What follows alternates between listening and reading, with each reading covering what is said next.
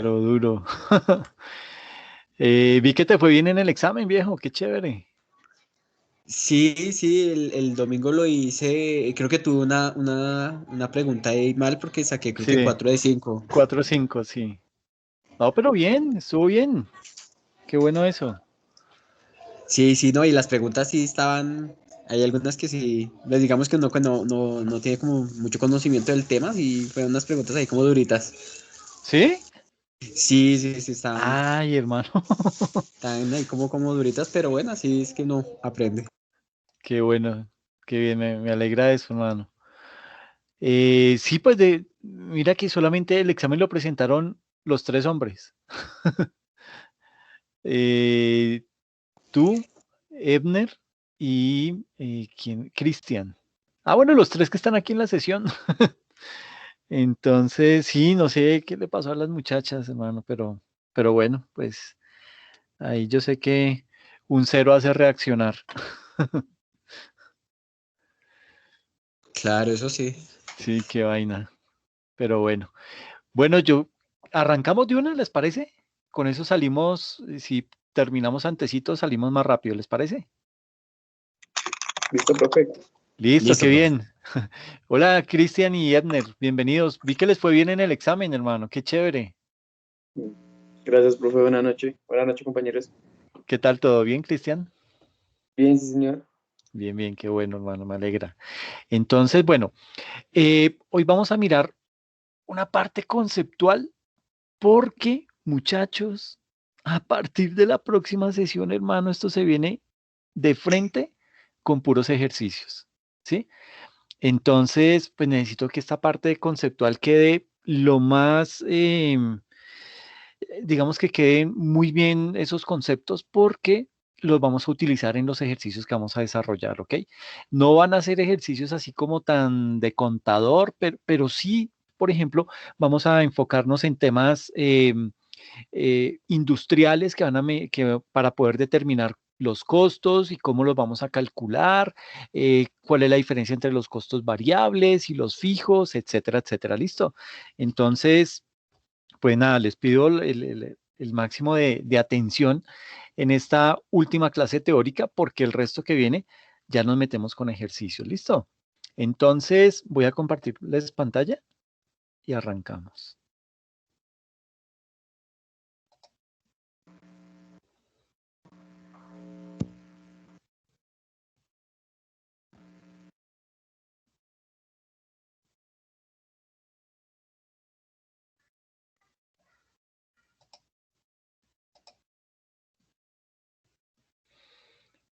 Bueno, entonces, ahí ya están viendo el PowerPoint. ¿Me confirman? Sí, señor. Perfecto, muchas gracias, viejo.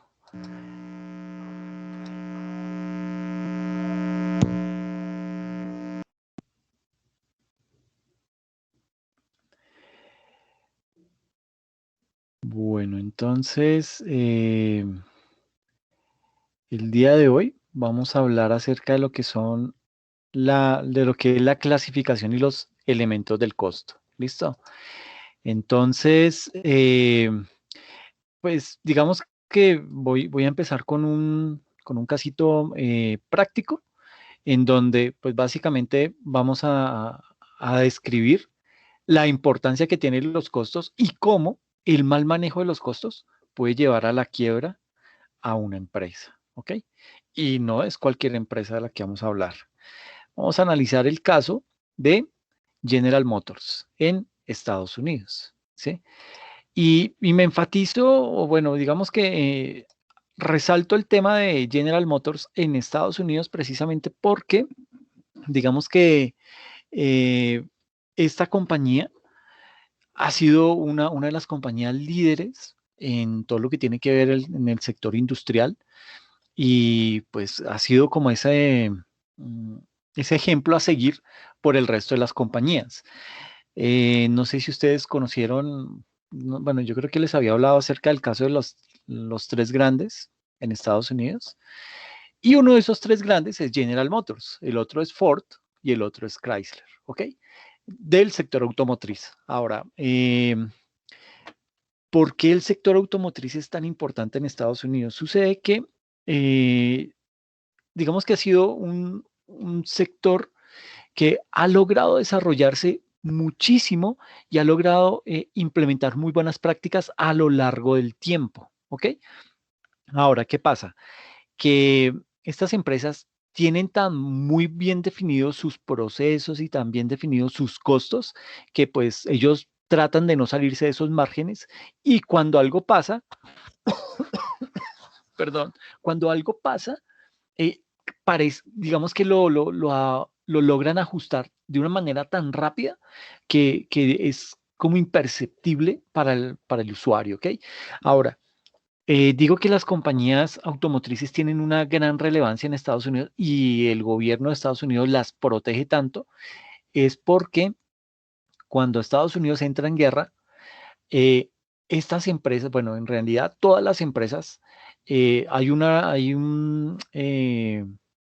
enmienda en la en la Constitución de los Estados Unidos, en donde dice que en época de guerra, pues las empresas deben volcarse a ayudar al gobierno en todo lo que el gobierno necesite. Entonces, por ejemplo, si el gobierno necesita fabricar aviones, lo primero que hace es coger estas compañías automotrices, como tienen todos sus procesos también estructurados, simplemente les dan esas patentes y les dice, mire, fabríqueme estos aviones o fabríqueme estos buques, fabríqueme estos cañones, etcétera, etcétera. Entonces, digamos que son empresas que cuando tienen que respaldar al gobierno de Estados Unidos en un evento de esos como una guerra, pues digamos que lo hacen muy bien. Por eso es que cuando entran en problemas, el gobierno de una vez entra y les suelta el dinero, parecieran bancos, ¿sí?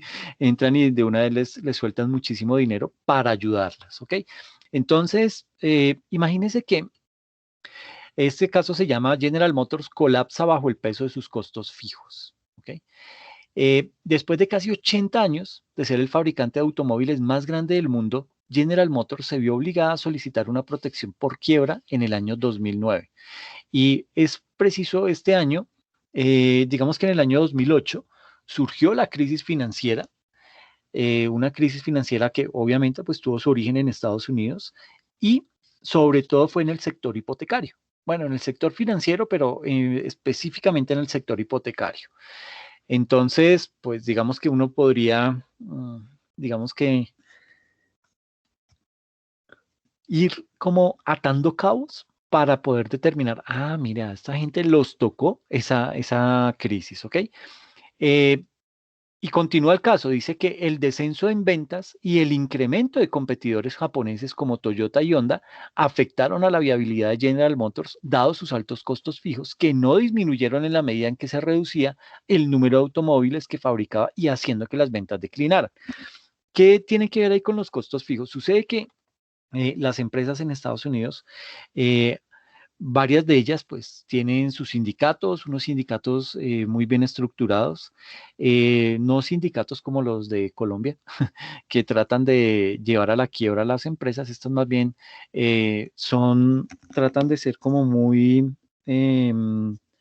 conscientes con con el empleador y pues digamos que piden lo justo, pero sobre todo en estas empresas que son tan bollantes como General Motors, pues digamos que ellos se dedican también a dar muchos beneficios a sus empleados y esto hace que esos empleados se amañen en esas organizaciones, al punto en que son empresas que como plan de pensión, sus empleados compran acciones de la empresa y digamos que eso es lo que les permite tener como una pensión un poquito más elevada al momento de su vejez. Entonces, ¿qué ocurre? Que estas empresas tienen una carga prestacional a nivel de empleados muy fuerte, ¿ok? Aquí el tema de los costos fijos no es tanto el tema de los materiales o de la maquinaria que tienen que utilizar, no, es el tema de la carga laboral, o sea, el tema de los empleados en Estados Unidos, ¿ok? Entonces, bajo esa perspectiva, pues digamos que cuando un empresario trata de mantener sus costos de una manera mucho más equilibrada, pues digamos que cuando no logra manejar o se le salió ya de las manos el tema de los empleados, pues ya es muy difícil tratar de equilibrar eso. Entonces, y a eso pues se le suma el que llegan a Estados Unidos empresas como Toyota y Honda, unas empresas que tienen unos procesos muy bien estructurados, tienen unos sistemas de costos muy bien implementados que les permite llegar a competir con estas empresas y prácticamente las ponen contra las cuerdas. Entonces dice acá que después de una década de ajustarse el cinturón, General Motors logró alinear sus costos variables, como los costos de materiales que variaban según el número de vehículos que fabricaba, y con esos costos variables, digamos que eran, tenía que ver mucho con el tema de las empresas japonesas, ¿ok? Entonces, digamos que empezó a ver cómo era que esas empresas japonesas manejaban todo el tema, por lo pronto de costos variables, porque sus costos fijos eran muy difíciles reducirlos, pero entonces lo primero que encontró como estrategia fue apuntémosle a los costos variables para mirar cómo los reducimos, ¿ok? Luego, dice que de manera lamentable para General Motors, un alto porcentaje de sus costos operativos eran fijos, porque los contratos sindicales dificultaban que la compañía cerrara sus fábricas o que redujera las prestaciones por pensiones y servicios médicos que se daban a los trabajadores jubilados. Y continúa. Dice, para cubrir sus altos costos fijos, General Motors necesitaba vender un gran número de automóviles. A inicios del año 2001, empezó a ofrecer incentivos y rebajas en ventas, los cuales fueron un tanto exitosos durante algunos años. General Motors también se expandió de manera dinámica hacia China y hacia Europa. Entonces, logró, digamos que la primera reacción fue decir, miércoles, aquí no podemos seguir en Estados Unidos con los costos fijos tan altos y las ventas de pronto no funcionando de la manera que esperaban, pues prefieren salir de Estados Unidos.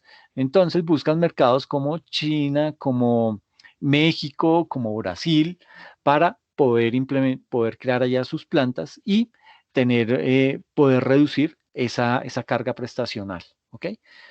Mm, sucede que en el año 2005 los esfuerzos de crecimiento disminuyeron y la compañía perdió 10.400 millones de dólares. Esto es una cifra exageradísima, ¿ok? 10.400 millones de dólares.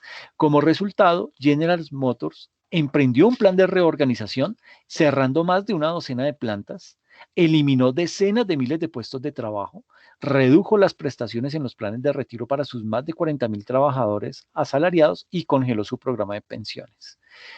Y esto es grave, el tema de las pensiones, ¿sí? Cuando hay personas, bueno, digamos que en Estados Unidos las empresas crean sus propios fondos para pagarle la pensión a sus jubilados y en este caso, pues cuando entran en crisis, pues se llevan por delante a los pensionados, ¿ok? Entonces, digamos que ellos son los más lesionados en este tipo de situaciones. Pues aquí pasó lo mismo, congelaron su programa de pensiones. Aún a pesar de estas reducciones, General Motors no logró disminuir sus costos con la suficiente rapidez como para mantenerse al nivel del mercado de automóviles y camiones en constante declive. En Estados Unidos, cuando los precios de la gasolina aumentaron por encima de los $4 por galón, la mezcla de productos de General Motors se encontraba demasiado inclinada hacia camiones, o sea, hacia los productos que más consumen gasolina, ¿sí? Y con el precio de la gasolina disparado, pues lo primero que la gente hace es evita seguir comprando ese tipo de productos, ¿ok?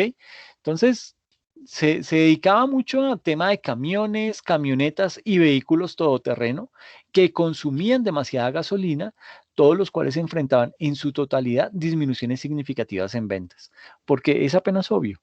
Es como cuando los bancos suben las tasas de interés, ¿usted qué hace? Usted no saca préstamos, usted no compra casa, usted no se endeuda en tarjetas de crédito, usted se mantiene quietico. ¿Por qué? Porque sabe que en cualquier momento esa tasa de interés digamos que le va a subir el costo de ese préstamo. Entonces usted trata de más bien decir, este no es el momento de hacer ese tipo de endeudarme de esa manera. De ahí que pues lo que hace el público japonés, el público norteamericano es, sube la gasolina, empiezan a reducirle a la compra de vehículos que consumen demasiada gasolina, ¿ok? Y entre eso, pues, el fuerte de General Motors en ese momento eran los camiones, las camionetas y los vehículos todoterreno. Entonces, a finales de 2008, a medida que empeoraba la crisis económica, la crisis financiera económica, General Motors anunció planes para reducir 15.000 millones en costos y obtener unos 5.000 millones por la venta de activos como su marca Hammer de vehículos todoterreno. Entonces, ¿qué argumentaba uno de los presidentes de General Motors? Decía que estamos efectuando reducciones al máximo, o sea, les tocó apretarse el cinturón de una manera impresionante. Lo dijo Fritz Henderson, presidente de General Motors, pero dada la situación consideramos que es lo adecuado. En efecto, fue adecuado, aunque no fue suficiente. En noviembre de 2008, General Motors había perdido más de 18.000 millones de dólares en el año y el gobierno le prestó a la compañía 20.000 millones para continuar con sus operaciones. ¿Ok? Al final de cuentas, sus esfuerzos de reestructuración fueron insuficientes y el peso de los costos fijos de General Motors la llevó a la quiebra. En los documentos ante los tribunales, la empresa reportaba 82.300 millones de dólares en activos y 172.800 millones de dólares en deuda. ¿Ok? Imagínense, la deuda era más del doble de lo de los activos. O sea, ya no tenía cómo cubrir esas obligaciones. Estaba prácticamente en la quiebra. No había cómo ayudarla. Y lo que digamos que los planes que crea el gobierno de Estados Unidos para salvar estas empresas, cuando ve que no pueden, pues ya no les sigue invirtiendo. Entonces, pues prácticamente con después de haberle dado esa ayuda, pues dice, ok, hasta aquí llego, ya no le puedo seguir ayudando porque pues las otras empresas también comienzan a sentirse, a decir, bueno, pero todo hacia allá y a nosotros qué, nosotros también tenemos problemas, denos una mano, etcétera, etcétera. Cuando salga de la quiebra, General Motors será una compañía mucho más pequeña, con tan solo 4 marcas de automóviles. En comparación con las 8 anteriores, tendrá una reducción de trabajadores sindicalizados de planta que supera los 20.000 empleados y otras 20 fábricas cerradas. Digamos que se pegó una apretada impresionante, pero ¿qué hizo? Le tocó tocar fondo, ¿ok? Para poder tomar esas decisiones. Como lo ilustra la historia de General Motors, los gerentes deben entender los costos con la finalidad de poder interpretar y actuar sobre la información contable, ¿sí? Y esa es una de las ventajas que tiene un buen sistema de costos o un buen sistema de información de costos en las organizaciones. Y es que eh, cuando esa información se lleva al día, para mí como gerente, cuando yo pida un estado de costos, ese me lo generan de una y yo voy a poder tomar decisiones de inmediato. ¿Por qué las ventas están bajando? No, es que subió el dólar y como nosotros importamos la materia prima, miércoles, y entonces ahí ya le toca, es una tarea del gerente con el grupo digamos que con el eh, subgerente de producción, con el subgerente de mercadeo, etcétera, etcétera, reunirse entre ellos y comenzar a crear estrategias para ver cómo hacen.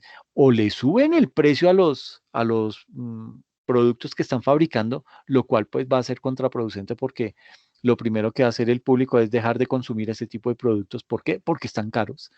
Eh, o mirar entonces qué otro tipo de estrategias van a darle a esos clientes.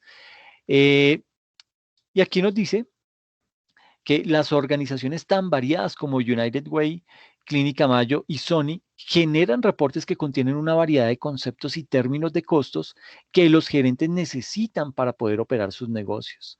Los gerentes deben entender dichos conceptos y términos para usar con efectividad la información que se les brinda.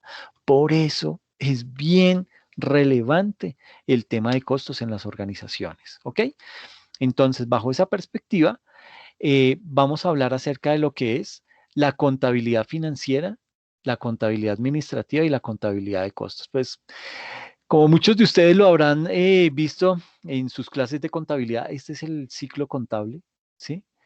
Eh, digamos que los sistemas contables toman diversos eventos y transacciones económicas como lo son las ventas, eh, las compras de materiales, y con esa información, digamos que procesan esos datos para poderlos convertir en información que sea útil para los gerentes, para los representantes de ventas, para los supervisores de producción, etcétera, etcétera. El procesamiento de cualquier transacción económica implica digamos que previamente tuvo que haberse desarrollado todo un proceso de recolección de esa información, ¿sí? Yo la tuve que clasificar. Después de haberla clasificado, la pude resumir o agrupar, y ahí sí ya procedo con el análisis. Por ejemplo, los costos se recopilan por categoría. Y ustedes dirán, pero ¿qué es eso de categoría? ¿Cuáles categorías? Pues las categorías son los materiales, ahí está digamos que en materia prima, en mano de obra y en costos indirectos de fabricación. Entonces, esos costos se resumen para determinar los costos totales por mes o por trimestre o por año, según cómo lo maneje la organización. Estos resultados, lo que se hace es que se analizan para poder evaluar, por ejemplo, la manera en que los costos van cambiando, ¿sí? Con relación a los ingresos de un periodo al otro. Y básicamente esos sistemas contables lo que hacen es que nos brindan la información que se presenta en el estado de resultados, que era lo que anteriormente se llamaba el estado de pérdidas y ganancias. Entonces, toda la información de las ventas y los costos y el costo de producir los productos que yo voy a vender, todo eso lo resumo yo dentro de ese estado de resultados, y por eso es importante que ustedes sepan cómo leer ese estado de resultados. Por eso, digamos que tienen una clase que se llama estados financieros, en donde se aborda ese tipo de información. Entonces, digamos que esa información en principio se agrupa en ese estado de resultados, pero de ese estado de resultados yo también tengo que extraer información para poder armar mi estado de situación financiera, o lo que antes se conocía como el balance general, y luego voy a tener que también extraer información para poder generar un estado de flujos de efectivo, es decir, para que me diga de dónde obtuve los recursos y cómo los gasté. Eso es un estado de flujos de efectivo. Y obviamente, pues voy a tener que generar unos informes de desempeño, como el costo, o sea, cuánto me vale atender a los clientes, o cuánto me llega a costar lanzar una nueva campaña publicitaria, etcétera, etcétera. Entonces, básicamente, los gerentes usan esa información contable para poder administrar las actividades, para poder administrar todas las operaciones de los negocios, o digamos que esas áreas que son funcionales en las organizaciones. eh, y también digamos que les sirve para poder coordinar todas esas actividades, todas las operaciones de negocios dentro del marco del objeto social que está desarrollando esa organización. ¿Listo? Entonces, eso es bien importante para poderlo contemplar. ¿Y qué es ese dibujo? Pues básicamente, este es el ciclo contable. ¿Y qué significa ese ciclo contable? Sucede que en una organización, la que sea, puede ser una empresa de servicios, puede ser una empresa comercializadora, una empresa industrial, manufacturera, en cualquiera de ellas van a desarrollarse unos hechos económicos, ¿ok? Con esos hechos económicos, voy a pasarme a este marcador. Entonces, lo primero que se desarrollan son unos hechos económicos, ¿ok? Hechos económicos que pueden llegar a surgir de fuentes externas o de fuentes internas. Entonces, ¿qué hecho económico se puede producir de fuente externa? Por ejemplo, yo estoy vendiendo mis productos. Eso es un hecho económico que me afecta de manera externa, pero puedo tener unos hechos económicos de manera interna. Por ejemplo, yo tengo que cubrir el salario, tengo que pagar la nómina de mis funcionarios, ¿ok? Eso es otra acción que me va a disparar un hecho económico en la organización. ¿Qué es un hecho económico? Todo aquello que me represente un ingreso de dinero o una salida de dinero, ¿ok? Eso es un hecho económico. Para ambos tipos de productos, tanto los internos como los externos, pues existe un documento fuente. Acá, si es algo, digamos que hicimos una venta, pues mi documento fuente va a ser una factura, ¿sí? En la parte de abajo, si lo que yo estoy considerando como hecho económico es la nómina, pues me va a generar una nómina que es la que me va a servir a mí para justificar esos gastos, ¿ok? Entonces, esa información que me llega ya depurada, una información que se considera ya muy precisa, esa información comienza a transitar al interior de la organización en un sistema de información contable. Pues anteriormente todo esto se hacía a mano, ¿sí? Pero digamos que es bien difícil. Eso se conocía como la teneduría de libros. Hoy en día ya pues con todos los sistemas de información que hay y la facilidad que se tiene para poderlos adquirir, pues digamos que es mucho más fácil proceder a implementarlos. Entonces, digamos que aquí se hace todo, digamos que pensado en un sistema de información. O sea, cómo funciona todos estos hechos económicos dentro de un sistema de información. Entonces, esa factura o esa nómina empieza a transitar en mi sistema. Entonces, va ahí por medio de una interfaz gráfica o de una aplicación, esa información va a llegar a mi base de datos, ¿sí? Y allá en esa base de datos, pues lo que yo voy a tener son una serie de transacciones. Entonces voy a generar facturas, voy a tener que liquidar el IVA por esa factura, etcétera, etcétera. Eso se llama una transacción. Y para que esto me funcione mucho mejor, pues yo lo que voy a hacer es, voy a codificarlo con un PUC, o sea, con un plan único de cuentas. ¿Qué es codificar? Es buscar el nombre de la cuenta que más se asemeja a la transacción que yo tengo y la asocio a ese código, ¿ok? ¿Por qué se manejan los sistemas de información códigos? Porque es más fácil. Imagínense, si no tuviéramos códigos, entonces tener que buscar a cada uno de ustedes dentro del sistema por nombre, pues sería bien complicado. Entonces lo que se hace es que uno utiliza como llaves, digamos que en este caso la llave puede ser, en el caso de ustedes como estudiantes, la llave puede ser el tipo de documento y su documento de identidad. Entonces, de esa forma, yo lo que hago es que creo esa llave única y hago es que, digamos que usted como usuario dentro de ese sistema de información sea único e irrepetible. ¿Ok? Eso pasa con las cuentas. Entonces, yo no voy a dejar que nadie me diga, ah, esta es la cuenta de bancos, pero yo le voy a colocar para que sea más específico, Banco Avevillas, sucursal Galerías en Bogotá, Distrito Capital. Y otro me va a colocar, si el campo es abierto, me va a colocar Banco, ¿cómo se llamaba anteriormente? Bueno, digamos que puede decirle Grupo Aval, eh, Bogotá. Entonces, si cada quien me va a bautizar una misma transacción con diferentes nombres, pues para poderlo unificar va a ser más difícil. Por eso existen los PUC, los planes únicos de cuentas. Tienen un código, a ese código viene asociado un nombre de cuenta y lo que yo hago es amarrarle a esas cuentas todas esas transacciones, ¿ok? De manera tal que cuando yo quiera hacer un cierre, simplemente oprimo el botón y él lo que hace es que me suma o me hace el cierre de todas esas transacciones, me saca saldos, puede ser saldo crédito o saldo débito y me lo pinta en un estado financiero. Eso es básicamente lo que se hace y todo eso se facilita gracias a este PUC, ¿ok? Entonces lo que se hace es asociar esos hechos económicos a una cuenta contable que tiene un código específico, ¿listo?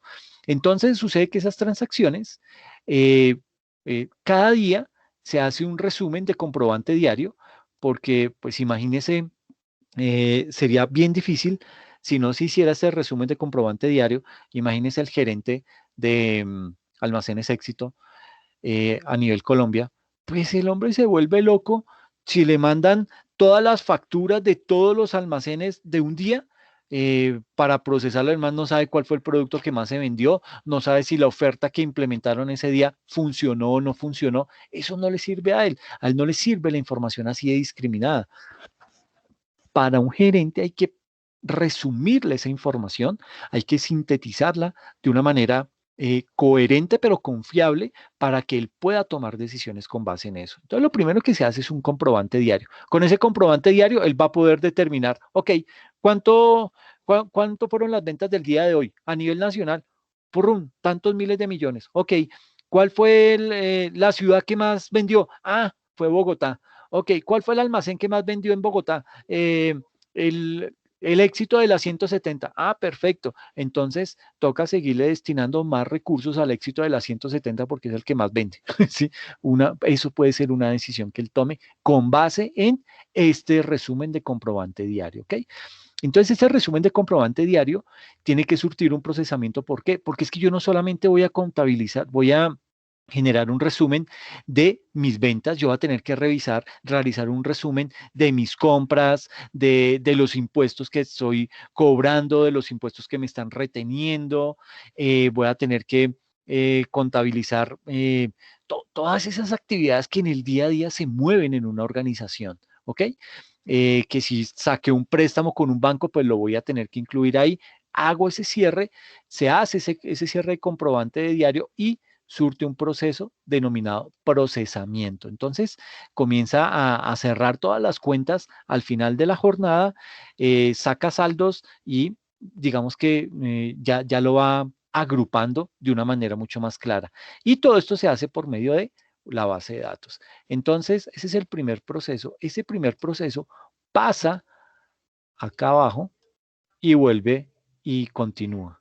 Entonces, digamos que ya se ha hecho este procesamiento, entonces lo que pasa es que posiblemente voy a alimentar otros sistemas o si mi sistema contable es medianamente robusto, pues todo lo voy a poder hacer acá. Entonces voy a poder crear los libros auxiliares. Entonces voy a crear el libro auxiliar de bancos, voy a poder crear el libro auxiliar de ventas, etcétera, etcétera. Y en cada uno de esos tengo el resumen de todos estos comprobantes de diario y ya me va a quedar mucho más fácil conocer eso.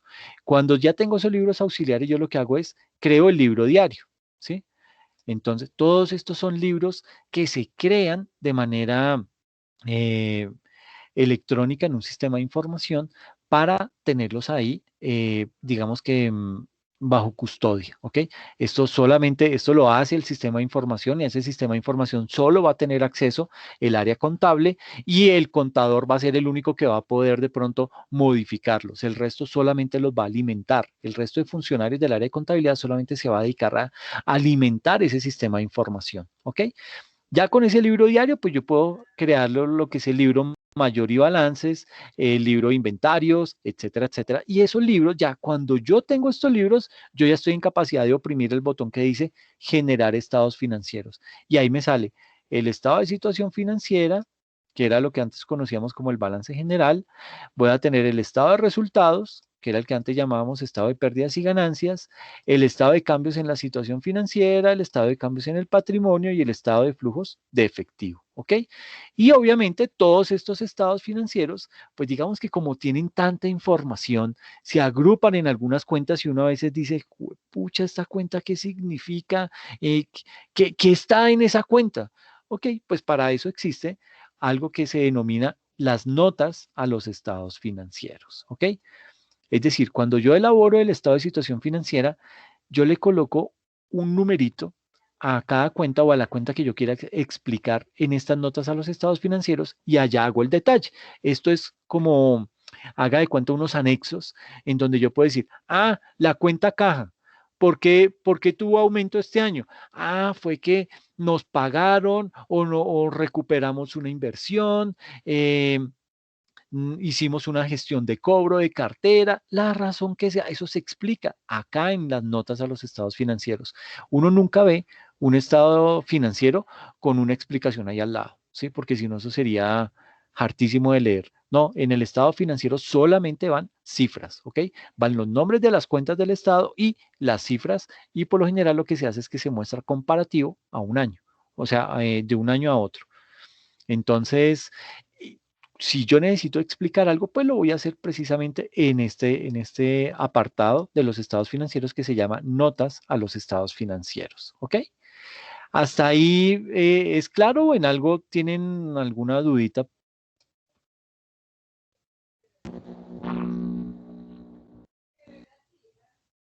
Está claro, profe. Ok, perfecto. Muchas gracias. Entonces, ya cuando, digamos que yo ya hice este cierre de estados financieros y todo, pues yo ya estoy en capacidad de sacar informes sobre cuáles fueron mis ingresos mensuales, cuánto tuvimos que pagar por impuestos, por retención en la fuente, por pagos de seguridad social, cuánto tuvimos que pagar, ya pagamos eso, estamos en deuda, qué tenemos, qué estamos debiendo, qué nos hace falta por pagar, etcétera, etcétera.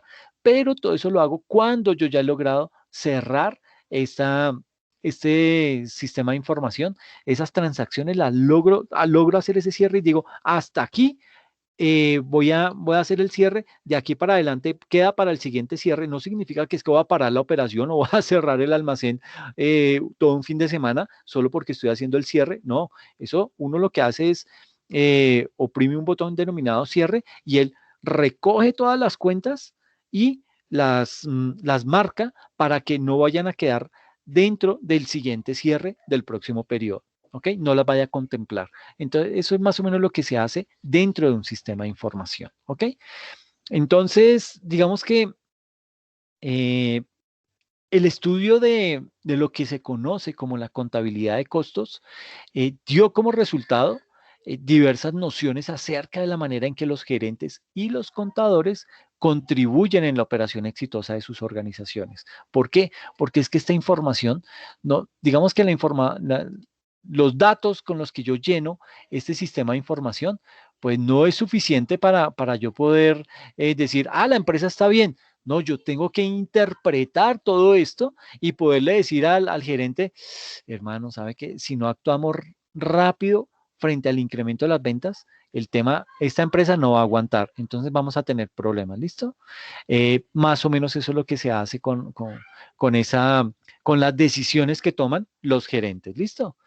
Eh, digamos que también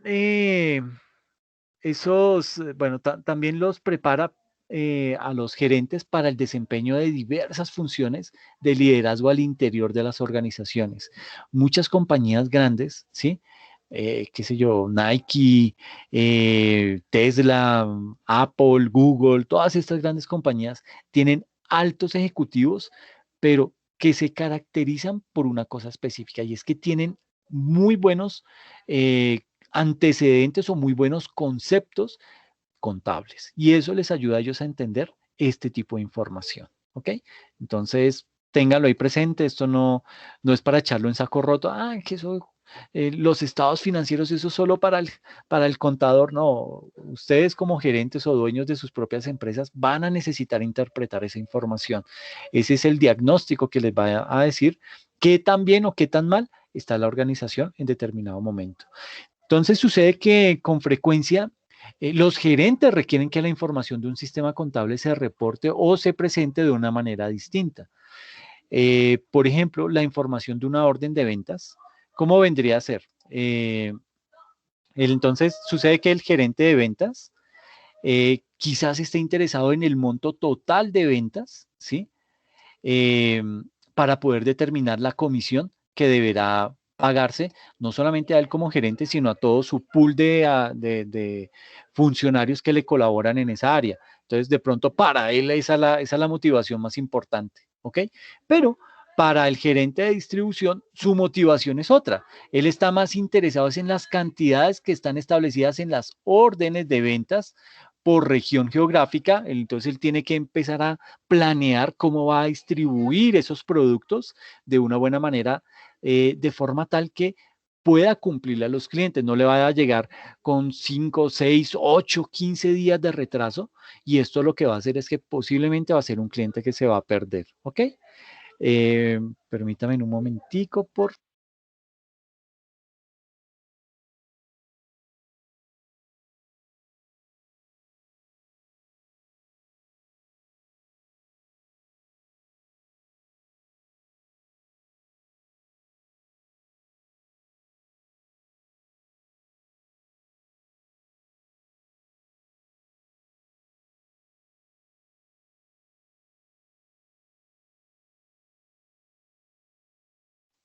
Perdonen. Bueno, entonces les estaba comentando la, la, la importancia que tiene para cada una de estas personas la información de ese sistema contable o precisamente como del sistema de costos. Entonces, para el gerente de ventas, le importa mucho es poder calcular las comisiones, ¿ok? Para el gerente de distribución, él lo que quiere saber es cuáles son las zonas a las que tiene que mandar esos productos, cuánto le puede llegar a costar, cuántos camiones requiere, o si más bien tiene que ir pensando en tercerizar esa operación. ¿Listo? Y para el gerente de manufactura, digamos que él está más interesado es en las cantidades a producir de los diferentes productos y en las fechas de entrega, ¿ok? Y de esta manera, pues, para poder cumplir ese propósito, pues él va a tener que desarrollar todo un plan de producción efectivo que le permita eh, conseguir esas metas, ¿ok? Entonces, desde ese punto de vista, digamos que la información, tanto de costos como contable, es diferente la interpretación o es diferente el interés que va a tener uno u otro miembro de la organización, ¿ok? Entonces, digamos que para poder atender de una forma simultánea las necesidades de estos tres gerentes, del de ventas, del de distribución y del de manufactura, pues las compañías lo que hacen es que crean bases de datos, ¿ok? Digamos que esas bases de datos en ocasiones se denominan bodegas de datos, ¿sí? O almacenes de datos, pero con unas funciones muy específicas, básicamente orientadas a las necesidades que tiene cada uno de esos gerentes de ventas, ¿ok? Y básicamente esas bases de datos o esas bodegas de datos, pues lo que tienen son pequeños fragmentos de información eh, que se, que se, que se crean para que cada uno de ellos pueda tomar decisiones. Entonces, posiblemente al gerente de ventas, a él le interese saber es cuál es el producto que más se está vendiendo, cuál es el que menos se está vendiendo y con base en eso empezar a mirar qué estrategias va a crear. Tiene que lanzar una campaña por redes sociales, tiene que empezar a pautar en programas de televisión, pero que, ojalá que no va a ser Caracol y RCN, que ya no ve nadie, sino que le meta a publicidad por ahí en, qué sé yo, en televisión por cable. Eh, digamos que el gerente de distribución, a él le va a interesar más de pronto perfilar sus clientes, ¿sí? Él de pronto dice, bueno, ¿sabe qué? Mire que en tal ciudad, en tal sector, están adquiriendo más este tipo de productos. Entonces, él le puede suministrar esa información al de ventas para que cree de pronto promociones o cree otras líneas de producto orientadas a satisfacer necesidades de ese mercado específico, ¿ok? Para eso se utilizan esas bases de datos fragmentadas, ¿ok? Pero obviamente son bases de datos que se crean de una manera coherente, de una manera muy responsable y que permite validar esa información. ¿Por qué? Porque es que esta gente va a tomar decisiones con base en eso. Entonces, si de pronto la información, si un reporte de esos sale mal, pues digamos que ya eso le va a generar a ellos desconfianza y no van a seguir tomando decisiones como, como tan conscientemente porque dicen, ¿será que esto sí es, será que el dato sí fue bueno? ¿Será que de pronto hay algo y de pronto lo que va a hacer es que él va a perder tiempo validando esa información y pues de eso no se trata, ¿ok? Entonces, digamos que ellos funcionan mucho con esas pequeñas bases de datos que se tienen, que se crean específicamente con información relevante para cada uno de ellos, para que pueda tomar decisiones. ¿Listo? Entonces, básicamente, la base de datos, pues almacena esa información en una manera que permite que distintos gerentes tengan acceso a la información que cada uno necesita. ¿Listo?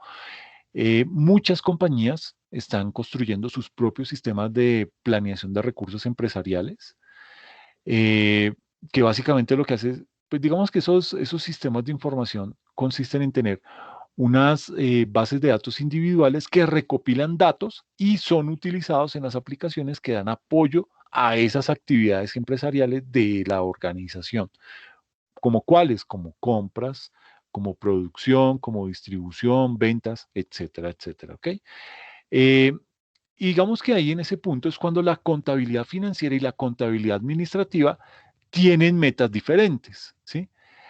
Como muchos de ustedes saben, pues digamos que la contabilidad financiera se enfoca es en el suministro de información específicamente para miembros externos, ¿ok? Eh, la DIAN, ¿sí? Las superintendencias que nos vigilan, puede ser también un banco con el cual yo voy pedirle algún tipo de préstamo. Cuando yo voy a sacar acciones a la venta, pues posiblemente algún interesado en comprar esas acciones me va a decir, bueno, necesito ver los estados financieros. Ok, sí señor, mire, esta es la información. Entonces, digamos que esos agentes externos, pues van a estar interesados en tener acceso a esa información financiera, a esa contabilidad financiera, ¿sí? Y básicamente en esa contabilidad financiera, pues se mide y se registran lo que son las transacciones del negocio para poder proporcionar esos estados financieros elaborados con base en las normas internacionales de información financiera. No sé si alguno de ustedes de pronto habrá escuchado las famosas NIF. Ok, hoy en día toda la información que se muestra en los estados financieros es elaborada con esos estándares internacionales. ¿Qué buscan? Que todas las empresas de todos los países que ya han implementado esas NIF hablen el mismo idioma. ¿Ok? ¿Y eso qué hace? Ustedes dirán, pero bueno, ¿de qué me sirve hablar el mismo idioma contable y financiero a nivel mundial? Pues que las transacciones o que los negocios que se realizan entre países, pues ya van a tener todos el mismo idioma contable y financiero. Eso va a facilitar las transacciones, va a facilitar el nivel de comercialización, va a afianzar los lazos entre empresas de diferentes países, porque ya las cosas son mucho más fáciles y transparentes, ¿ok? Digamos que ya se reduce muchísimo todo ese tema de lavado de activos, ese tema de sobornos transnacionales que era muy frecuente. No es que se haya eliminado, pero digamos que se le ha puesto más trabas. Entonces ya es un poquito más difícil, pero el ladrón siempre termina siendo más inteligente que, que todos los miembros que trabajan en esas empresas que se dedican a todo el tema de la elaboración de las normas internacionales de información financiera. Entonces, digamos que la manera más importante en que esa información contable financiera influye en las decisiones y en las acciones de los gerentes es mediante la remuneración. Y esa remuneración, pues, digamos que frecuentemente se basa en las cifras de los estados financieros.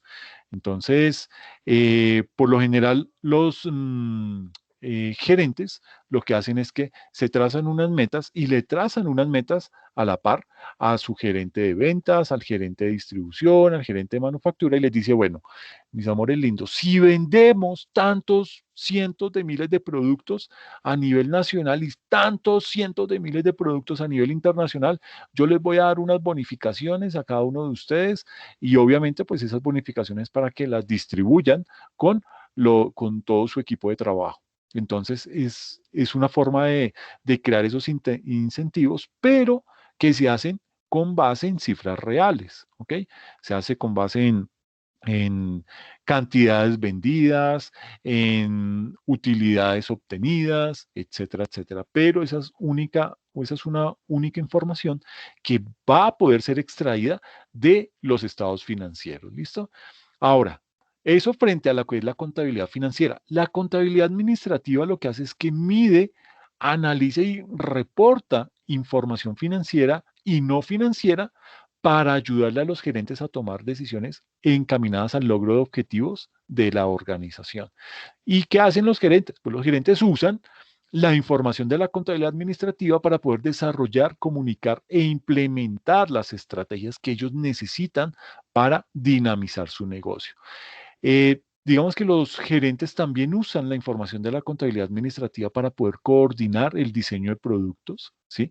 Tal y como les decía, de pronto el gerente de distribución se dio cuenta que en un sector en Medellín específicamente están comprando mucho más tal línea de producto, entonces lo que hacen es que empiezan a fortalecer esa línea de producto o a crear otros productos con diferentes cualidades, con el objetivo de poderle llegar a más personas, puede ser en la región o puede ser a nivel nacional. ¿Listo? Entonces, se utiliza mucho para eso, para crear ese tipo de estrategias, ¿ok? Mm, digamos que la información y los reportes de la contabilidad administrativa no tienen que seguir reglas o principios establecidos. Y eso pues ya lo hemos hablado en sesiones anteriores. Entonces, pues yo creo que esa parte ya está como clara. Ahora, Eh, digamos que hay diferencias entre lo que es la contabilidad administrativa y la financiera. Sin embargo, digamos que se logra observar en las compañías que hay unos reportes o unos estados financieros que, digamos que tanto para la contabilidad administrativa como para la contabilidad financiera son importantes para la toma de decisiones. Y vale la pena aclarar que de pronto la contabilidad administrativa le reporta también una información a la financiera y la financiera a la administrativa y este par, esas dos contabilidades se hablan y se intercomunican por medio de eh, de esos aspectos al interior de la organización. Entonces hay que tenerlo bastante claro como para que no vaya a generarnos alguna duda. ¿Listo? Ahora, básicamente, acá, digamos que surgen unas preguntas claves. La primera es, ¿cómo ayudará esta información a los gerentes a hacer mejor su trabajo? Y la segunda pregunta es, ¿los beneficios por generar esa información exceden los costos? Entonces, digamos que la contabilidad de costos proporciona información para la contabilidad administrativa y para la contabilidad financiera. Esa contabilidad de costos, pues, se encarga básicamente de medir y de reportar la información financiera y no financiera que está relacionada con los costos de adquisición o con el uso de los recursos dentro de esa empresa. ¿Qué son los recursos? La mano de obra, la compra de materia prima, el pago de arriendo, el desgaste de las máquinas. Eso son los costos en la organización. ¿Ok? Entonces, por ejemplo, el cálculo del costo de un producto específico, digamos que es una función de la contabilidad de costos que responde básicamente a las necesidades de evaluación de inventarios de la contabilidad financiera y también a las necesidades de la toma de decisiones de la contabilidad administrativa. Por ejemplo, la decisión de cómo asignar los precios a los productos y la elección de cuáles de esos productos se deberán promover o, por el contrario, cuáles de esos productos yo ya debo dar de baja porque no se están vendiendo, porque el contrabando acabó con ese mercado o porque la competencia encontró una manera mucho más fácil de producirlo a un menor costo, la razón que sea, pero eso le permite a la empresa, con base en esa información, poder tomar ese tipo de decisiones. ¿Listo? Eh, por otra parte, esa contabilidad de costos, pues digamos que parte de la perspectiva de que la recolección de la información de costos básicamente está en función de las decisiones gerenciales que se tomen. De ahí la distinción entre lo que es la contabilidad administrativa y la contabilidad de costos, y eso hace que de pronto esa diferencia no sea tan precisa. Pero esos son temas que en estos momentos pues no nos vamos a meter en eso.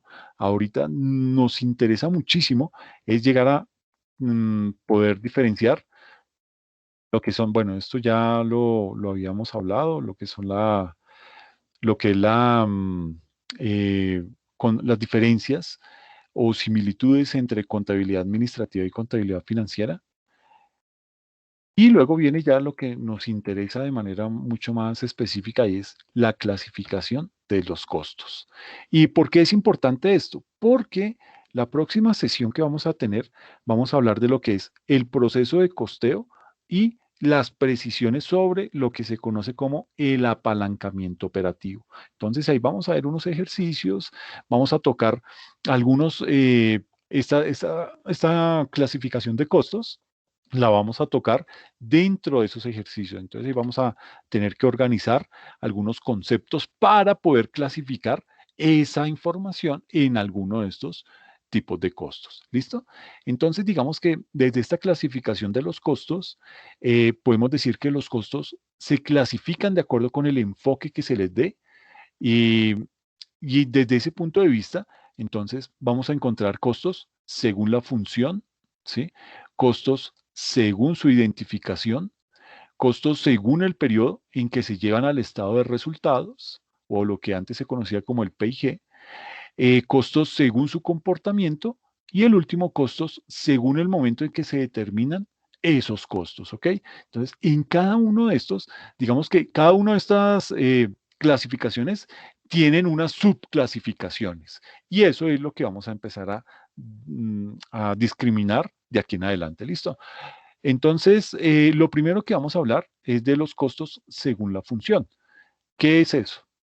Digamos que los costos según la función se clasifican en lo siguiente. Se clasifican en unos costos de producción, ¿sí? Que pues, como su nombre lo indica, son costos. Y básicamente esos costos de producción son los que se generan en el proceso de transformación de las materias primas o materiales en productos elaborados o productos terminados. Por ejemplo, cuando yo compro la materia prima, por ejemplo, la madera, y yo compro una madera específica, la madera de pino, y con esa madera de pino yo elaboro, qué sé yo, comedores. Entonces, cuando yo ya logro transformar esa materia prima, que en mi caso es la madera de pino, pues, y la convierto en comedores, ese ya es mi producto terminado, ¿ok? Entonces, aquí en estos costos de producción intervienen tres elementos, que son los que integran ese costo de producción, que son la materia prima o lo que se conoce también como material directo, la mano de obra directa y los costos indirectos de fabricación. Estos son los tres aspectos que hacen parte de esos costos de producción, ¿ok? Eso pues lo vamos a ver más adelante, en donde con base en ejercicios, pues vamos a tener que calcular de pronto la nómina para poder decir, todo esta es mi mano de obra directa, ¿sí? Y dentro de esa mano de obra, pues es bien importante calcular los desperdicios, porque aunque no crean, eso, pues digamos que hace mella al momento de sacar los costos. Entonces yo tengo que determinar no solamente los desperdicios de material directo, sino también esas horas improductivas de los empleados que se encargan prácticamente de transformar la materia prima.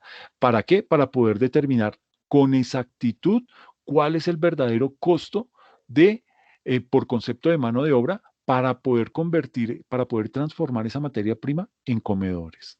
Y lo mismo, saber de pronto cuánto qué, digamos que voy a tener que cuantificar cuánto se me desgasta la maquinaria que estoy utilizando para poder convertir esa materia prima en comedores. ¿Listo? Entonces, lo primero son esos costos de producción, pero esos costos de producción hacen parte de la clasificación de los costos según la función. ¿Listo? Tenemos también lo que son los costos de distribución. Estos, aunque se llamen costos, funcionan más como gastos. ¿Ok? Y estos costos de distribución son los que se originan en el área que se encarga de llevar los productos terminados desde la empresa hasta el consumidor. ¿Listo?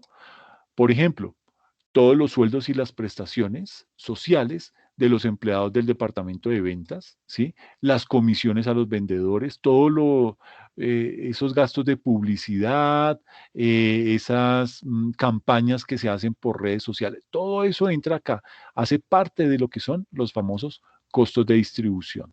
¿Listo? Luego vienen lo que son los costos de administración, que también se consideran como gastos. Esos costos de administración son los que se originan en el área administrativa, es decir, son los que están relacionados con la dirección y el manejo de las operaciones generales de la empresa.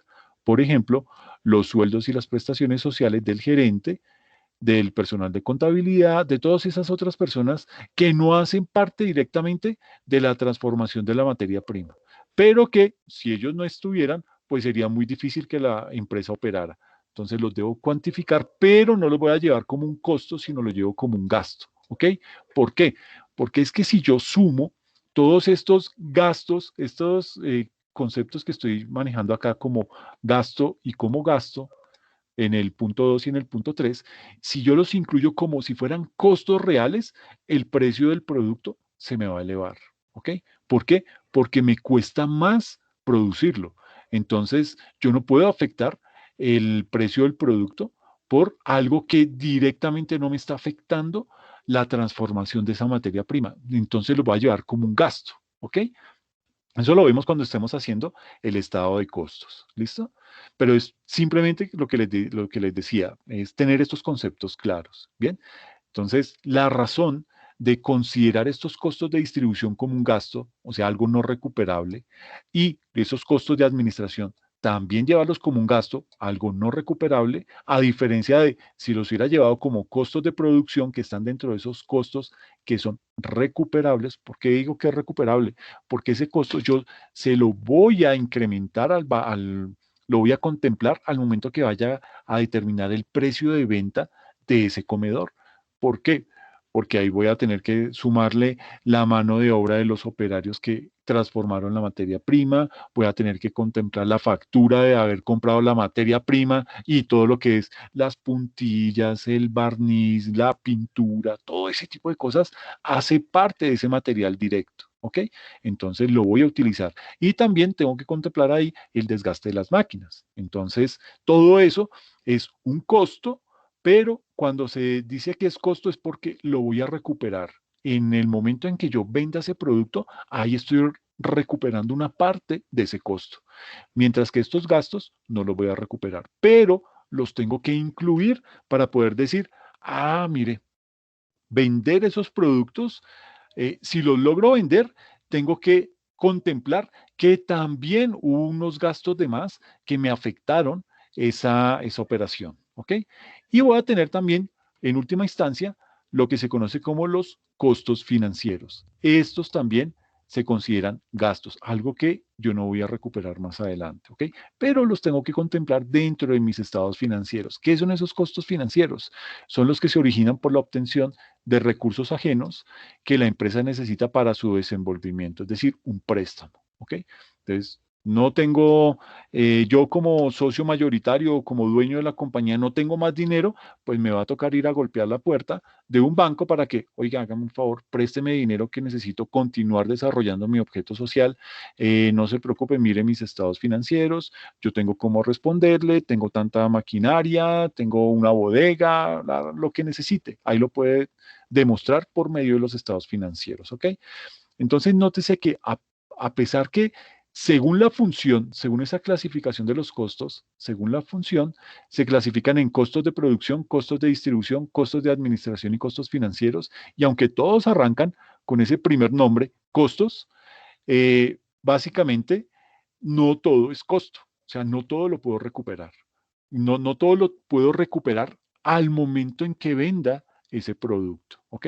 Entonces la empresa pues necesita crear estrategias para decir, bueno, yo vendo este producto en tanto, pero de ahí no voy a lograr sacar el salario de los vendedores, no va a lograr sacar el salario del gerente y de la secretaria. Entonces tengo que mirar qué más hago para poder obtener los recursos para poderle pagar a ellos. ¿Listo? Igual, los intereses del banco, yo tengo que mirar de dónde los voy a extraer y no siempre una buena estrategia es subirle el precio al producto que estoy comercializando. ¿Ok?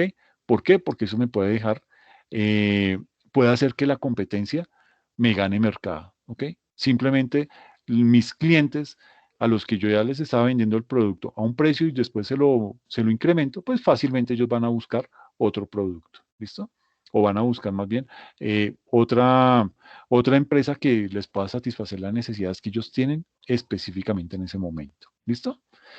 Bien, entonces vimos los costos según la función y ahora vamos a ver los costos según su identificación. ¿Listo? Y según su identificación, los costos se pueden clasificar en costos directos y en costos indirectos. Los costos directos son aquellos que se pueden identificar o cuantificar plenamente con los productos terminados o con departamentos o áreas específicas. ¿Ok? Mientras que esos costos indirectos son los costos que no se pueden identificar o cuantificar plenamente con los productos terminados, con departamentos o con áreas específicas. ¿Sí? Pero esto lo vemos en un ejercicio en donde por ahora quédense con esa definición. ¿Listo? Eso, digamos que así se clasifica los costos según su identificación, en directos o indirectos. Pero tenemos también una tercera clasificación que es según el periodo en que esos costos se llevan al estado de resultados. ¿Qué quiere decir eso? Pues ahí vamos a tener dos subdivisiones, que son los costos del producto o costos inventariables y los costos del periodo o costos no inventariables. ¿Qué son los primeros? Son aquellos costos que están relacionados con la función de producción, ¿ok? Estos costos se incorporan a los inventarios de materias primas o materiales, a los inventarios de productos en proceso y a los inventarios de productos terminados y se reflejan como un activo dentro del estado de resultados, ¿ok? Esos costos del producto se llevan al estado de resultados en la medida en que los productos elaborados se venden, ¿ok? Es la única, digamos que esa es la única condición. Yo puedo llevarme esos costos del producto terminado una vez los logro vender. ¿Por qué? Porque ahí yo ya como empresa tengo un ingreso y ese ingreso lo voy a llevar directamente a mi estado de resultados. ¿Ok?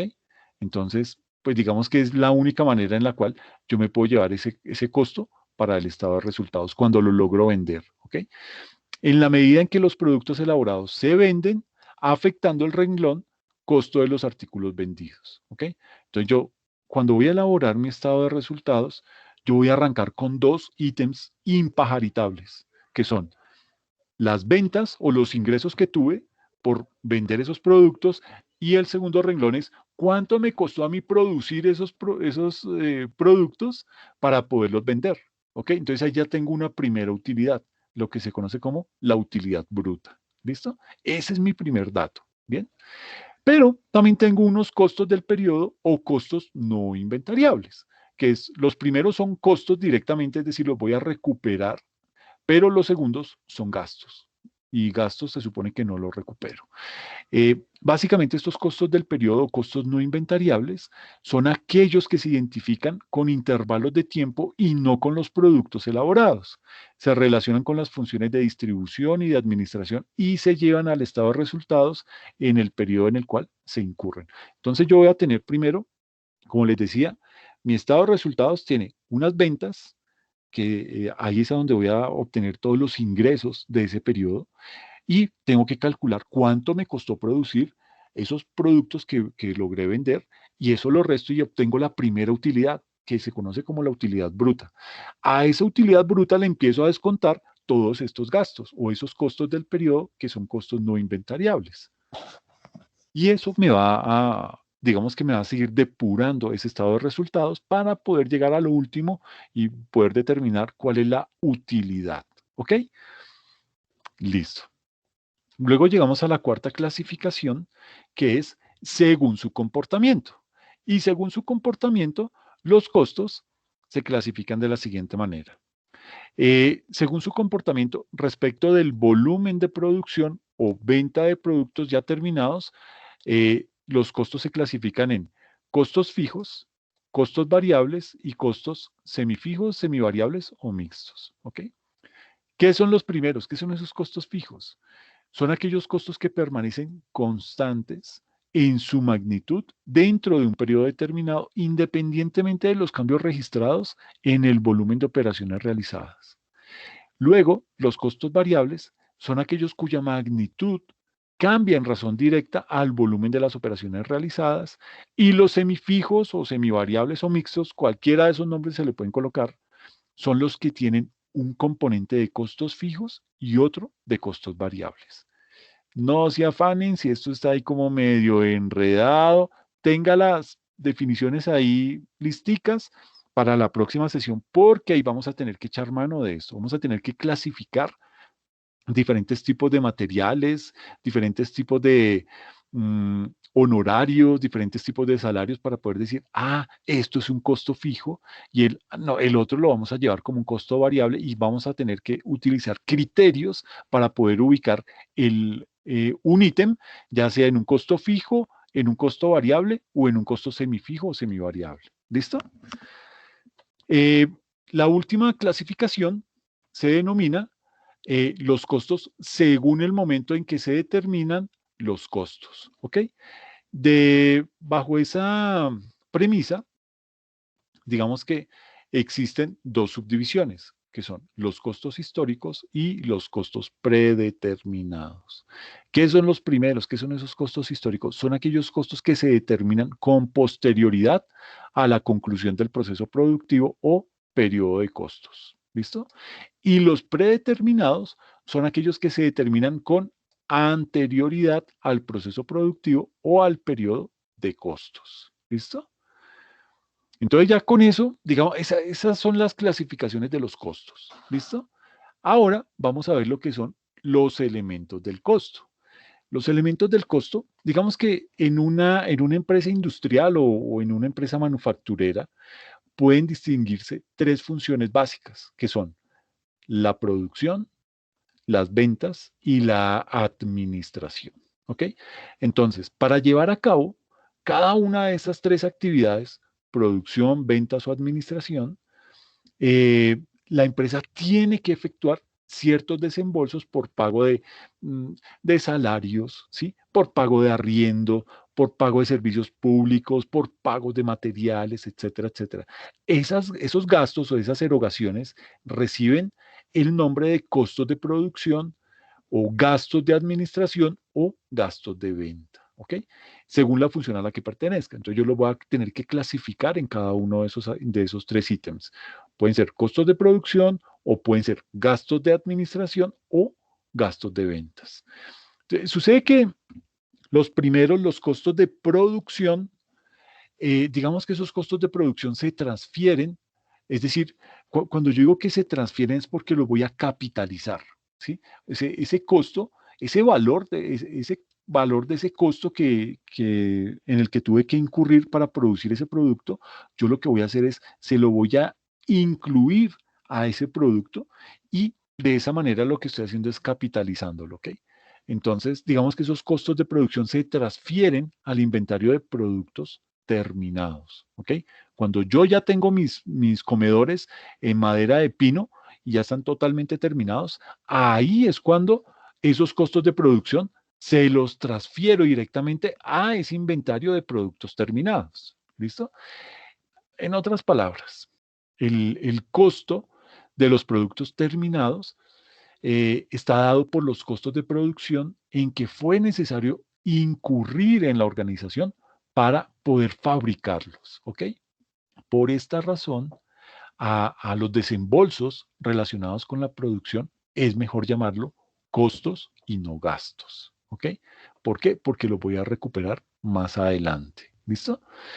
Eh, Ahora, eso frente a los costos de producción, pero tenemos unos gastos de administración y ventas. Estos gastos de administración y ventas no se capitalizan, sino que, como su nombre lo indica, se gastan en el periodo en el cual se incurre y aparecen como gastos dentro del estado de resultados.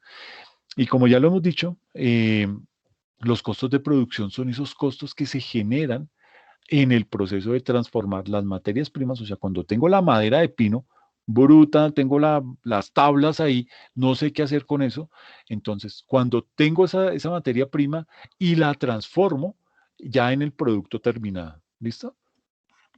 Ahí, cuando yo ya termino ese producto, es que empiezo a calcular en realidad esos costos de producción. Entonces, básicamente,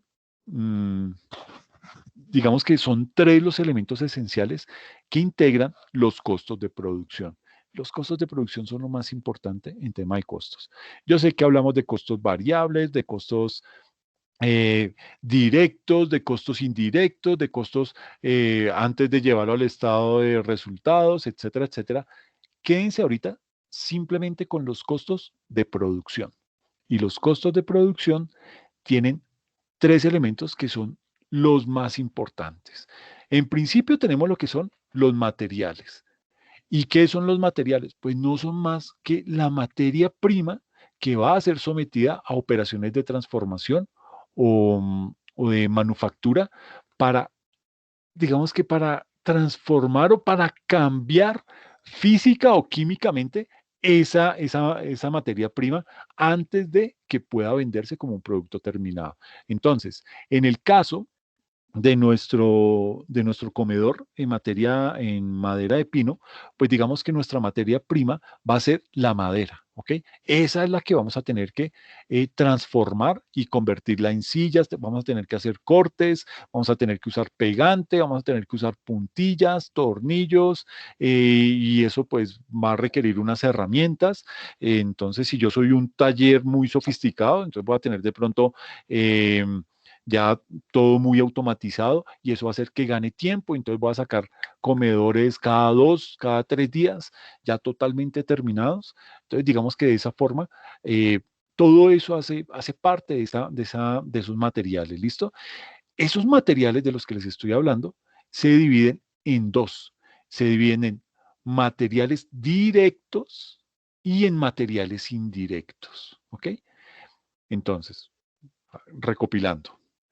Lo más importante de los costos, de todos los costos que hablamos ahorita, quédense solamente con los costos de producción. Esos costos de producción se dividen en tres, en, en materia prima, en mano de obra y en los famosos costos indirectos de fabricación. Y lo primero que vamos a mirar es esa materia prima, que también la encuentran ustedes primero como, o sea, se denomina específicamente en costos, se denomina materiales, ¿ok? Y esos materiales se dividen en dos, en materiales directos y en materiales indirectos.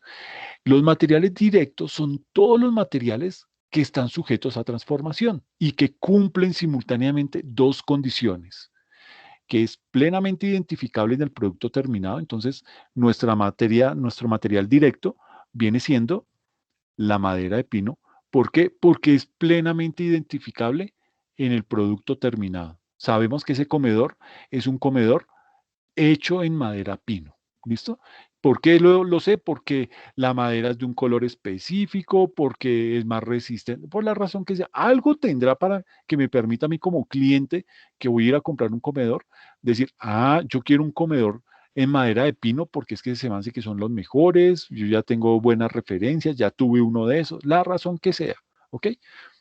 Entonces, esos materiales directos son los que eh, son plenamente identificables en el producto terminado y son los que básicamente representan un alto valor en el producto terminado. Entonces, nuestra madera de pino. Pero también tenemos unos materiales indirectos. Y esos materiales indirectos, digamos que son todos esos materiales sujetos a transformación que no se pueden identificar o cuantificar plenamente con los productos terminados. Por ejemplo, si a nuestra madera, a nuestro comedor de pino, pues yo no lo voy a dejar así nomás simplemente con la madera que ya la corté y la pegué de alguna manera y la voy a dejar así. Yo voy a necesitar un barniz, ¿sí? Ese barniz se lo voy a tener que aplicar, voy a tener que también una pintura, ¿sí? O si no es pintura, por lo menos le voy a tener que echar una laca, entonces para que le dé brillo, para que le dé un terminado más elegante. Eso es lo que se conoce como un material indirecto. O sea, hace parte de esos materiales, digamos que aparte de la madera, pues yo voy a necesitar otros insumos para poder hacer que esos cortes de madera que tengo ya listos, cómo los voy a pegar y cómo gracias a ese pegado, pues voy a poder transformarlo en una silla o en una mesa o en un closet, lo que sea. Entonces, yo voy a poder identificar eso en ese producto terminado. Yo sé que ese producto terminado fue hecho con madera de pino. ¿Listo? Y voy a tener entonces, dentro de esos materiales, voy a tener unos materiales directos y unos indirectos. Pero también tengo una mano de obra. ¿Qué es la mano de obra? ¿Cómo se entiende eso de mano de obra? Pues la mano de obra es básicamente ese esfuerzo humano que interviene en el proceso de transformación de los materiales, pero que los transforma esos materiales, que los convierte en productos terminados, ¿ok? Esa mano de obra se divide de la siguiente manera. Tenemos una mano de obra directa, ¿sí? Y tenemos una mano de obra indirecta. ¿Qué es la mano de obra directa? Es básicamente ese valor que yo he tenido que pagar por cualquier concepto, llámese salarios, prestaciones, bonificaciones, incentivos, horas extras, la razón que sea, lo voy a contemplar ahí. Entonces, es todo ese valor que yo he tenido que pagar a todos los trabajadores de la fábrica, que se conoce como, que tienen ese rango de operarios, ¿ok? Y básicamente por operario se entiende que es aquel empleado que transforma la materia prima en un producto terminado, ¿ok? Entonces, esa es la mano de obra directa, ¿listo? Entonces, aquí en nuestra gráfica tenemos los materiales, tenemos los elementos del costo que se clasifican en directos e indirectos. En directos tenemos los materiales directos o esa materia prima, que en nuestro caso es la madera de pino, y la mano de obra, que son aquellos operarios que se encargan de pulir la madera, de cortarla, de hacer los cortes específicos que necesitan según el plano. Van a estar los otros operarios que son los que se encargan de pegar la madera, ya sea con pegante o con tornillos o con puntillas, con todo ese tipo de cosas. Luego el tapicero, que es el que le pone la cosita, la espuma y la tela para que uno se pueda sentar de manera cómoda. Y va a haber la persona, el pintor, que se dedica a pintar o a proteger esa silla por medio de unos materiales químicos. Entonces puede ser el barniz, puede ser la laca o una pintura específica, etcétera, etcétera. Eso es mm, mano de obra directa, ¿ok? Todos esos pagos que yo como empresario tuve que hacerle a mis operarios, que son los que se dedican específicamente a transformar la materia prima en ese comedor, ¿ok? ¿Claro hasta ahí? ¿O hay alguna duda, alguna inquietud? No, profe, claro. Perfecto, muchas No, señor, claro. gracias. Ok, qué bueno, gracias. Pero así como tenemos, bueno, entonces les decía que en los directos tenemos la materia prima y la mano de obra, pero también tenemos unos materiales indirectos o una materia prima indirecta, que en nuestro caso viene siendo el barniz o viene siendo la laca, viene siendo las puntillas o los tornillos, etcétera, etcétera. Esos son unos materiales que sin esos materiales yo no puedo construir lo que quiero construir o no le puedo dar en realidad la debida forma a esa materia prima para poderla convertir en esa silla o en esa mesa. Entonces, tengo una materia prima directa y una materia prima indirecta, ¿ok? La materia prima es la madera de pino. Y la materia prima indirecta son esos químicos, son esas pinturas, esos barniz, esos tornillos, esas puntillas, ¿ok? Y ¿alguien quiere comentar algo? Ok, entonces, así como tengo esas materias primas directas e indirectas, tengo también mano de obra directa y tengo una mano de obra indirecta. La mano de obra directa son los operarios, los que transforman esa materia prima en ese comedor. Pero tengo una mano de obra indirecta y básicamente esa mano de obra indirecta es ese valor que yo he pagado o ese valor remunerado a todas aquellas personas que participan en el proceso productivo en forma directa, es decir, no transforman absolutamente nada, pero intervienen de alguna manera en ese proceso productivo. ¿Listo? Entonces también lo voy a tener que reconocer y eso es un costo que yo voy a recuperar al momento en que venda ese comedor. ¿Ok? Pero tengo también un tercer elemento que se llama los costos indirectos de fabricación. ¿Ok? Estos que tengo acá. Costos de fabricación indirectos o también se conocen como costos indirectos de fabricación, los famosos CIF, ¿ok? Entonces, sucede que además de los materiales directos y de la mano de obra directa, hace falta para la fabricación de los productos otra serie de costos como los servicios públicos. Si de pronto yo necesito para tener un buen secado de la madera, entonces tengo que prender un horno y ese horno pues va a funcionar con gas natural. Entonces, ese es un servicio, ese servicio lo voy a llevar dentro de esta bolsa. Estos costos indirectos de fabricación se ven como eso, como una bolsa en donde yo meto allá todo lo que no puedo meter como como materia prima o como mano de obra, lo llevo como costos indirectos de fabricación. Entonces están ahí los servicios públicos, están los arriendos, los impuestos. Imagínense, donde yo no contemple los impuestos dentro de esos costos indirectos de fabricación, me voy a descuadrar, ¿ok? Los seguros, ¿sí? Todo ese tema lo llevo como costos indirectos de fabricación. Entonces, sucede que todos estos costos, junto con los materiales indirectos y la mano de obra indirecta, conforman el grupo de los llamados costos indirectos de fabricación, que básicamente constituyen ese tercer elemento integral del costo total del producto terminado. ¿Listo? Vuelvo y les digo, esto queda claro con un ejercicio, pero necesito que las definiciones las tengan allá anotaditas o vuelvan a ver este video. Ahora, ¿qué es costo y qué es gasto? Porque hemos hablado, el costo lo recupero y el gasto no, pero tiene una información más de fondo. Sucede que en términos generales se dice que costo, este costo, es el conjunto de los recursos, en contabilidad se usa una palabra sacrificados, pero yo creo que está mal utilizada, porque yo diría más bien que el costo es el conjunto de recursos que he invertido para alcanzar un objetivo específico, ¿ok? Para este cometido, digamos que se va a considerar como el valor monetario de los recursos que se entregan o se promete entregar a cambio de unos bienes o servicios que se están adquiriendo. En el momento de la adquisición se incurre en el costo, ¿sí?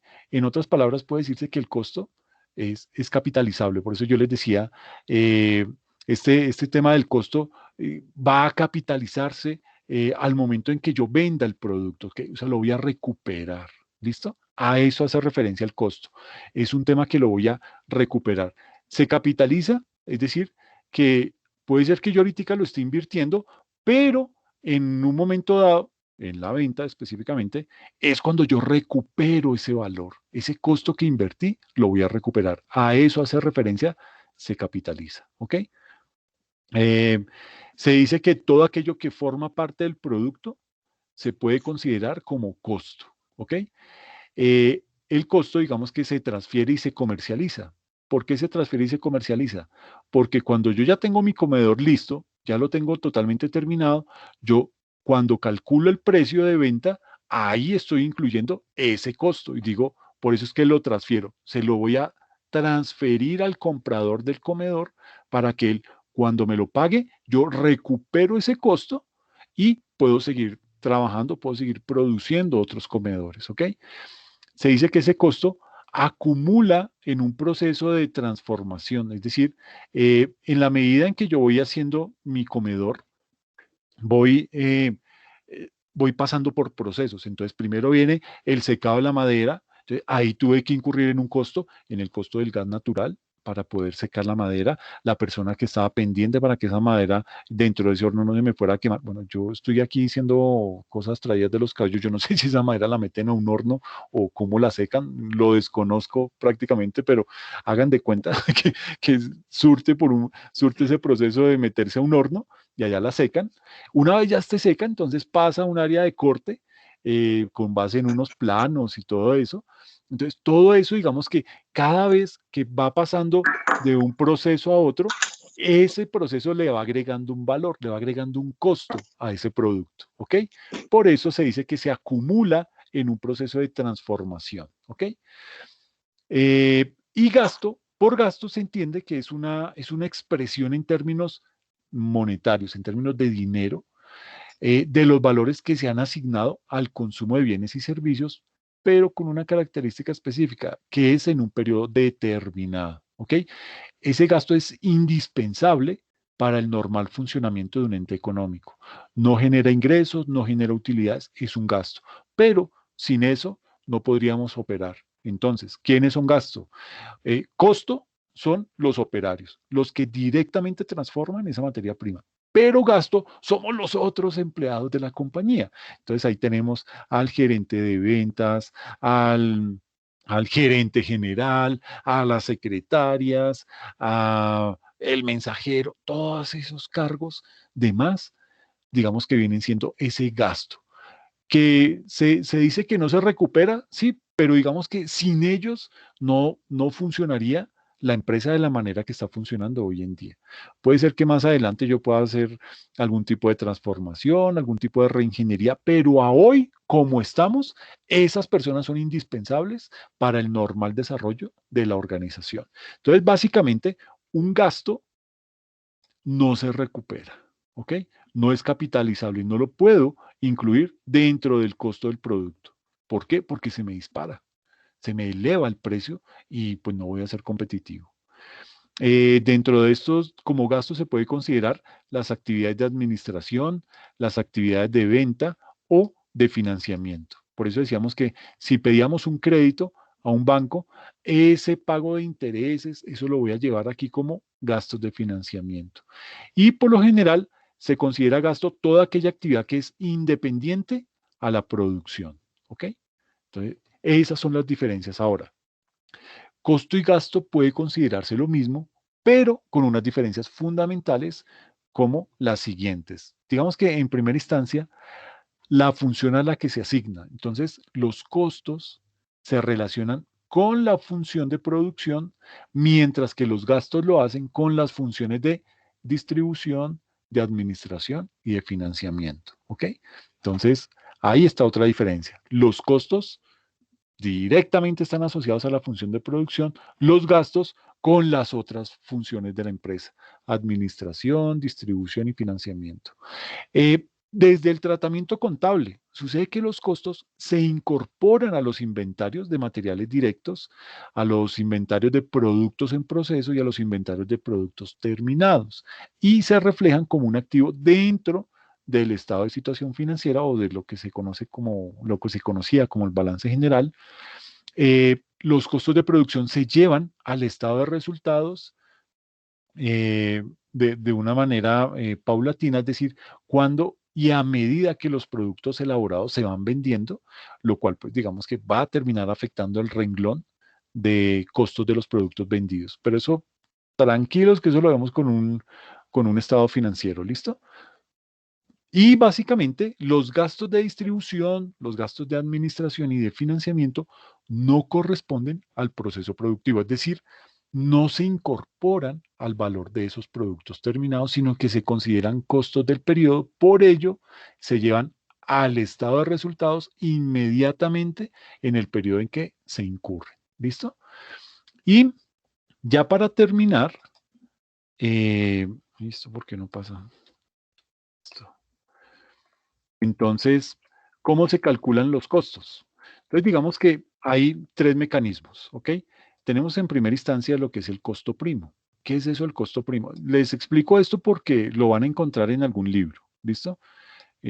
Algunos de los materiales que están publicados en los contenidos, ¿ok? Entonces, ¿qué es costo primo? Costo primo es la sumatoria de los dos primeros elementos del costo. ¿Cuáles son los dos primeros elementos del costo? El material directo y la mano de obra directa. A eso se conoce como costo primo. ¿Listo? La suma del material directo y la mano de obra directa. Eso es costo primo. Ahora, hay un costo de conversión. ¿Qué es ese costo de conversión? Es la sumatoria de los dos últimos elementos del costo, es decir, la mano de obra directa y los costos indirectos de fabricación. Entonces, el costo de conversión viene siendo la mano de obra directa y los CIF, costos indirectos de fabricación. Eso es un costo de conversión. Y por último, tenemos un costo de producción que básicamente es la sumatoria de los tres elementos del costo. La mano de obra directa, el material directo y los costos indirectos de fabricación. ¿Ok? La materia directa, el material directo, la mano de obra directa y los costos indirectos de fabricación. Eso es costo de producción.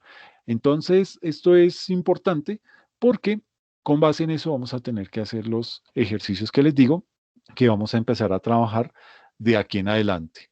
¿Listo? Eso era lo que les quería comentar el día de hoy. Eh, son temitas muy puntuales, pero nótese que cada vez vamos metiéndonos más de lleno en el tema de costos. eh, y lo interesante de esto, de los costos, es primero identificar qué es un costo y qué es un gasto, que ya hoy pues lo definimos, pero con el ejercicio nos va a quedar muchísimo más claro. Y segundo es mirar cómo eso lo voy a llevar o lo voy a reflejar en un estado financiero, que es básicamente lo que ustedes van a tener que ver cuando sean gerentes o cuando estén administrando su propia empresa, para poder interpretar y decir, me fue bien este periodo. Qué bueno, claro, las ventas estuvieron espectaculares y fue que hubo un bajón en la materia prima, entonces eso me ayudó muchísimo, pero tengo que continuar de esta manera, entonces, ¿cómo puedo seguir haciendo? Entonces ahí va a hablar usted de pronto con su gerente de ventas o con su gerente de producción o su gerente o su contador, para que entre todos creen buenas estrategias para que esas ventas sigan creciendo y usted siga teniendo las utilidades que ha esperado, ¿ok? No sé si de pronto tengan alguna duda, alguna inquietud al respecto, algo que quieran tocar antes de finalizar. No, señor.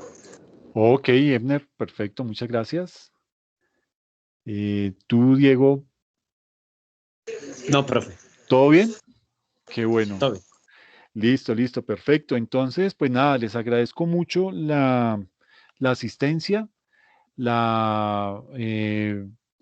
digamos que la constancia que han tenido para con el curso. Y pues nada, ya ahorita el domingo les publico las notas. A cada uno de ustedes las van a poder ver perfectamente claras en Academusoft. En Brightspace todavía no sé cómo va, cómo va a salir la nota definitiva ahí, pero algo nos indicarán.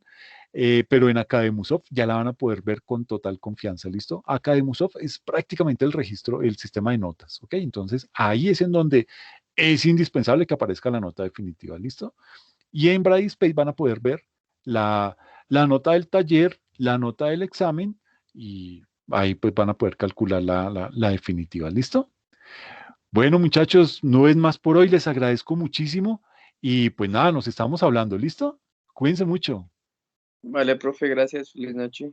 Gracias, Cristian. Lo mismo para ti. Cuídense Gracias, mucho. profe. Feliz noche. Ah, gracias, lo mismo, Diego. Que estés bien. Ebner, lo mismo te deseo a ti.